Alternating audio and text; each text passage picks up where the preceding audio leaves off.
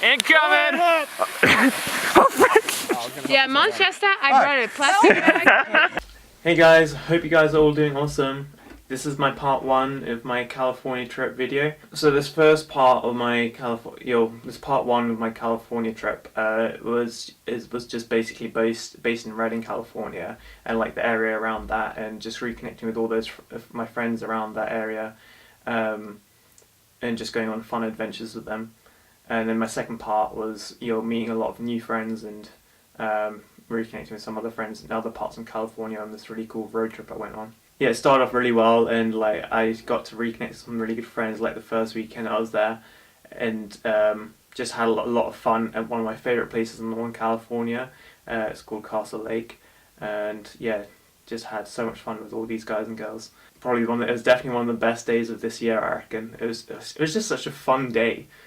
Oh, it's so good. Here's that part of my trip for you.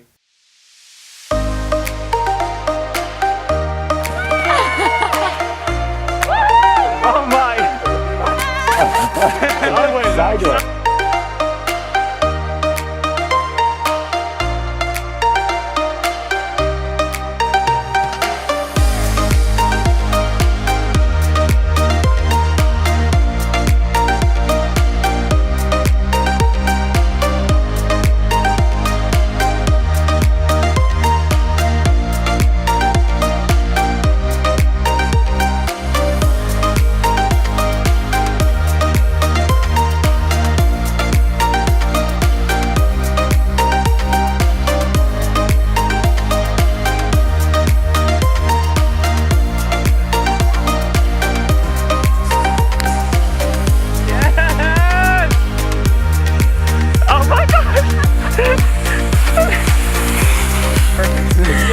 So good, right? So good. Yeah!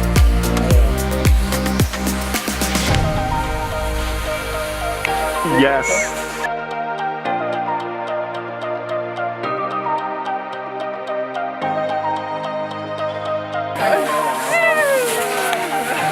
Y'all, I saw the rocks and I think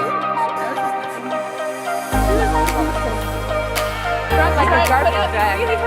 Put it on your bag. Incoming! Yeah, Manchester, I brought a plastic bag.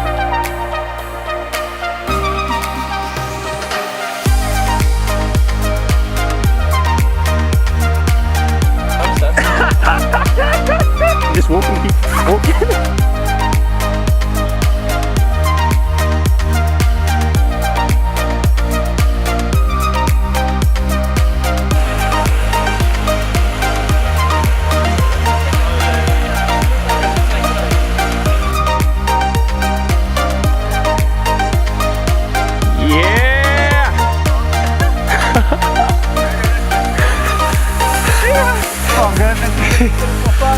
Yes!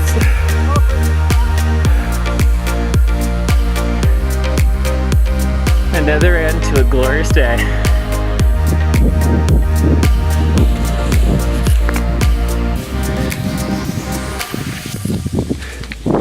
Sponsored by Subway. Jeez.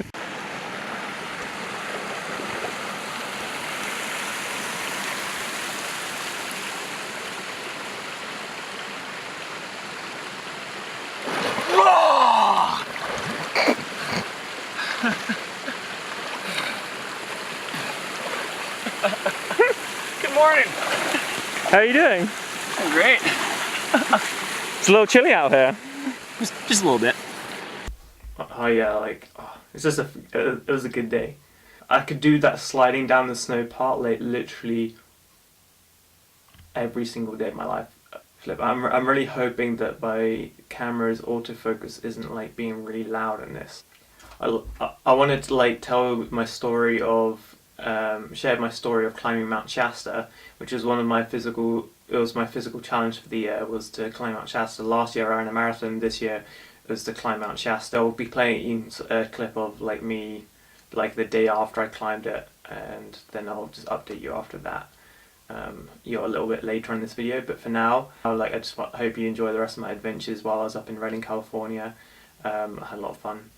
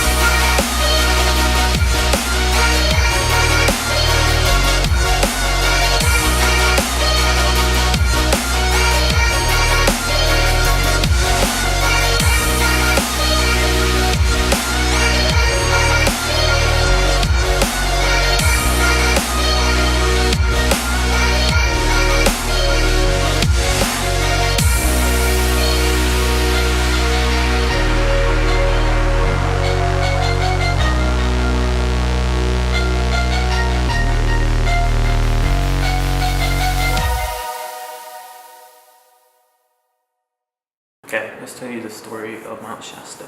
Yeah, we just so my friend who took me up, Eric Olsen, such a legend. Yeah, so we started at 10 p.m. and it took us like 15 hours. We got up to the summit. I can't remember exactly what time it was, but it was probably a few hours after sunrise. Like the winds were like awful though. It was like they're right at the top. It was like gusting between 50 and 80 miles per hour. It was absolutely crazy. It was totally falling like every time. Like a really strong gust would come and would just fall down, like dig up ice pieces into the ground. Just like you go to the ground. It's pretty intense. I didn't really actually take much video while I was up there because my main goal was to summit and survive. But we basically we just hiked up and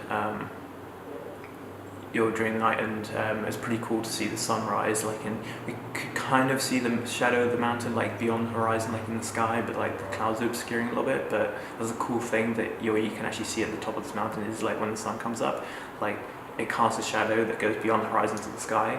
That was pretty cool. But it was so cold. It was so cold. Yeah, it was mostly the wind chill, to be honest. Like, if there wasn't any wind, we would have been fine. Yeah, it was just absolutely crazy. I'll just show you I'll tell you about a few things that's happened. But yeah, it was actually so cold that, just take my glove off for like 30 seconds to a minute to just like kind of quickly grab some snacks out to eat and some water to drink. Like, the wind chill would freeze my hands to that extent. Like, have you ever felt that? Like, had your hands go so cold that warming them up again, like, it's so painful you just want to cry. Like, that kind of happened to me probably between 8 or 10 times on this mountain, and I was like, oh, it was so painful. But like the wind chill would just like freeze your hand to that point, like within 30 seconds. It was just crazy. Like actually, at one point, like Eric and Nicole, who I was with, like we had to like kind of huddle together, like in the because I was so cold. Like they helped warm me back up to the point where I was like actually like could have summit and everything. But like coming down, so we made it up to the summit, and then we came down like fighting against the wind just to try and get back down. Like, surprisingly enough, I actually didn't necessarily. I felt the altitude a little bit in my head, like the pressure, but it wasn't like that much. I think I was definitely out of breath if I tried doing anything extreme, because like the altitude range that we're in is considered like, it's not extreme altitude, but it's like very high, and like it's usually where people get altitude sickness, and that like we were right in the middle of the range. So Mount Shasta is actually 4,300 and something meters high, which is 14,100 foot, and it's not just a mountain as well, it's a volcano. That always kind of slips my mind, because we're right near the summit. We were hanging out at these, not necessarily kind of like hot springs, but these like hot like vents where like I know sulfur was coming out, which is kind of cool. Like I wish I guess I was just so cold, like I just wanted to get to the summit and go back down, but I probably could have heated myself up slightly there, but it was just, the wind was so cold that like any heat that I would gain like would just instantly be ripped away. So it was pretty fun. Like on the way down, we could actually slide down just by staying down on the snow, so that was a pretty fun way of getting down without using too much energy. Although it was pretty hard to control some of the sliding, so I ended up walking quite a bit as well. I actually lost control at least once.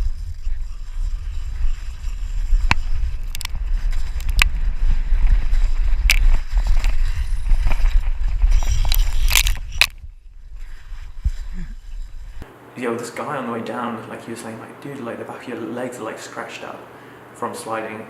So my trousers like rode up up a little bit, so a bit of my skin was exposed when I was sliding down the icy kind of snow. And I did this a few weeks ago as well, and I thought like, oh, like he was just talking about like it's just a little scratched up, like it happened to me before, but I didn't really feel anything. But then I got to the bottom, and I'll show you. I wonder if the camera will get me. And I discovered I'd done this. So this one's just bad. It's rough. And then once I actually warmed up like my hands and my feet, you'll actually notice that my fingertips are still like super numb, and they're still really numb after like a day, like 24 hours. Fingertips are still numb, and my big toes really numb, both my big toes. And yeah, so I have the first stage of frostbite, which is like frost. Yeah, it's random. Not that bad. Like it'll pass apparently eventually. It just feels weird because my fingertips are numb and my big toes are numb. But they're warm. They're warm but numb. It's so weird. There's blood flow to them. That's a good sign. Yeah, I just wanted to say thank you, Eric. Like, thanks for taking me up. Definitely could not have done it without you. And thanks for keeping like me warm when I was getting really cold and almost started giving up. But yeah, so was Mount Shasta worth climbing? Yeah, definitely. Like, I felt pretty accomplished. It was my physical challenge for the year, and I'm done. It was so painful, but it was worth it. Like, I was thinking, I was like halfway up the mountain, I was like, why am I putting myself through this? Like, I am crazy, why would I ever want to do this? I mean, would I climb Mount Shasta again? Yes, but only if the weather conditions are better. So yeah, like a little bit more of an update of what actually happened after Mount Shasta. So that little clip was filmed the day after that I climbed Mount Shasta, and I came down and injured myself. Literally my leg got infected, and I ended up having to go to a doctor like that week and getting antibiotics and stuff. But basically for probably about 10 days, like it was so painful to walk on this leg. It was pretty annoying, and kind of cancelled a few of the adventures I'd planned, which is annoying, like especially this one where I was gonna go like outdoor rock climbing with a friend of mine out there. I was looking forward to it, but oh well, like I still had so much fun, obviously, as you can tell from all the videos. It's, the injury kind of took about a week out of my trip, which sucked, but I just had to like kind of just suck it up and just carry on. Yeah, I just rest my leg. Like even tried catching up and like being productive with video editing and everything, and my photo editing, but like I literally just had to distract myself from the pain, like because I just basically had to lie down most of the time for almost a week and keep my leg like elevated. Well, actually, like it's pretty crazy. It's been about 6 months since I climbed Mount Shasta, and I actually got the injury, and I still have the mark on the back of my leg. Like it's still like scarred, so it's pretty crazy. And the feeling didn't actually come back into my like fingertips and my big toes for like I think my fingers came back first, but it took just over 2 months for all the feeling to come back everywhere, like in my big toes especially. Yeah, it's pretty crazy, right? I'll be starting to edit my part 2 this next week, and hopefully I'll have that ready for you guys in a few weeks. Like I've gotten to a really productive like flow and rhythm right now, so I'm pretty excited for what I'm going to be doing with this channel and with some projects that I'm working on over the next few months. Hope you guys are all doing well and like chasing your dreams. Stay awesome and embrace the adventure of life.